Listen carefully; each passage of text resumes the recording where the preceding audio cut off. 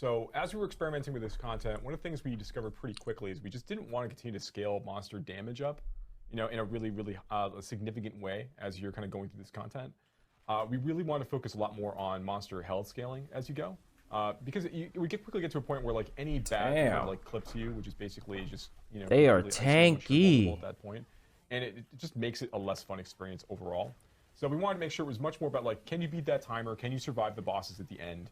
Not as he's much getting about, like, nuked now. So high over the course of time that there's no opportunity for different classes to really be able to perform. Right? I like that they wanted to go with health scaling over like damage really scaling. is going to increase your damage output. Yes. Right, so leveling that up. Did you actually have your Tears for Bloodglyph equipped? Oh, is it equipped? So I did not, and I think one of the things that I wanted to do, I mean, for me, I think as I've been going in and testing it, like I think it's actually been a pretty cool experience to see like how it's been with and without. I think just exploring a little bit more. This is well. crazy. Like Ball Lightning is like one of the highest DPS classes, and he's barely even shredding them. Hold on a second. Also, you didn't replenish your potions before you I tried to warn him. So it's about. This is for the mistakes were made. Wow. This is for the stream. Oh, I see. You're trying to give yourself a disadvantage for clicks. I see. This is for the stream. We got more max potions. Yeah, that's true. So Rich did not do himself a few favors here. One, he did not replenish his potions. And this is about to be a crazy end-game content. Tears for Bloodglyph. Yeah, they are falling behind that timer pretty quickly at this point. Because he wanted to be a show-off and is not showing off. Well, it's interesting to see how valuable. On the right-hand side, it shows where you are on time and where you should be.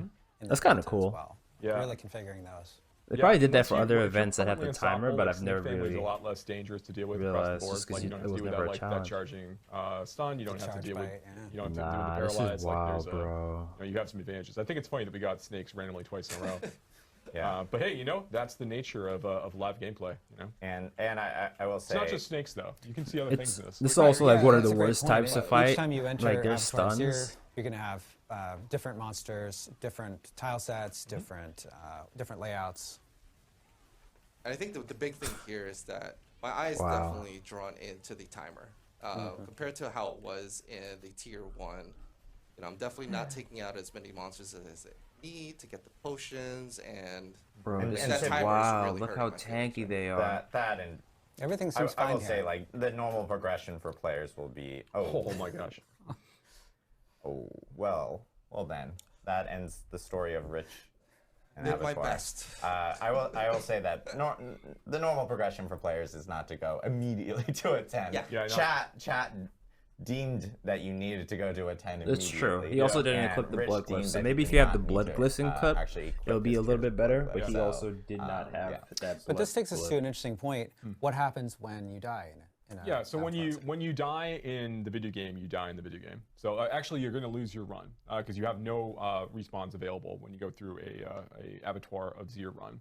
So you'll have to go back. You'll have to make another key. That progress is going to be lost. So so just a word for warning for like even like a double I guess penalty for hardcore players.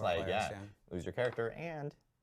You lose your run. Lose your run. Huge gotta win. One major penalty and one small one. So I think I do want to just follow up on the mention earlier what happens at the very end. I think the trying to return back to the adventure, but being surprised by this is something that we wanted to call out as well. Yeah, so like basically the portal's gonna be there while the event is active, but unless you've actually used a sigil to kick it off, you're basically just gonna be able to come to this like kind of broken edifice here, and there's nowhere else to go. I'd be curious, like if you are in here with like a party, can you revive other party members as if they happen to die? That's a good question. When a player goes down, the run is over. Okay. Whoa. Okay. There we go. Yeah. So I know there's a few people asking questions like, hey, if I'm running this with a group, if anyone dies there, it's a done run. Yo, everyone has got to be stacked. It is a little punishing, but at the same time, it is end game content. Absolutely. Well, I mean, sure. I mean, so one of the things that's really interesting about having content like this at the end game is we do want to make sure that there are lots of ways, as you've seen in Season 2, to like farm up different gear that you want and make sure that you can get your characters to be really powerful. But then doesn't when matter. we get into the next tier of Can't content, res like, nothing. we want you to Everybody's continually got always to live. get more gear to always replace the gear that no you have, one right? could die. So the Tears of Bloodglyph is an example of us like kind of experimenting with different ideas of progression for players and see how these things feel. Like we want to make sure that there's always more things you want to go try to do, and always more things for you to go push for your character. But how much you have to like reintegrate, aspects of your build every time you like kind of go through a content tier feels like something we talk about quite a bit. Yeah. But one thing I'm really excited about for this is Tears of Blood.